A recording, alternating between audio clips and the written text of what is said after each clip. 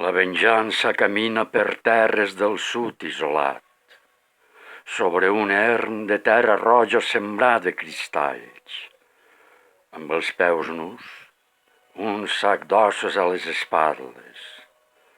La venjança s'arrossega lenta, sedegada, amb els ulls tancats, el crani calent sota un sol regalimós de bava ardent.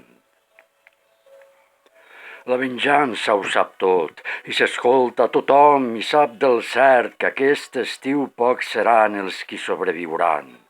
Els qui sobreviuran a la conspiració dels nazis envejosos, als manaments higiènics dels etnòcrates embogits, a l'alè pudent dels hipòcrites, i sap també que ells qui ho facen caldrà que després segueixen les seues peges fins a les coves del desert, igual que un lleó afamegat cansat d'estar a l'aguait de la seua saborosa presa. La venjança té memòria de tots els cadàvers embolcallats dins de penons i d'estendards, de les enraonies criminals, de les traïcions, i camina lentament, sols camina.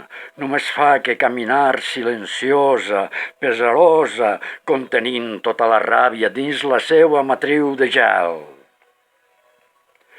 Aquest estiu pocs sobreviuran a la conspiració dels miserables, dels mediocres ambiciosos, dels calumniadors, dels deslleials, i els que ho facen seguiran pacients la venjança pels erms, isolats de les terres d'un sud devastat.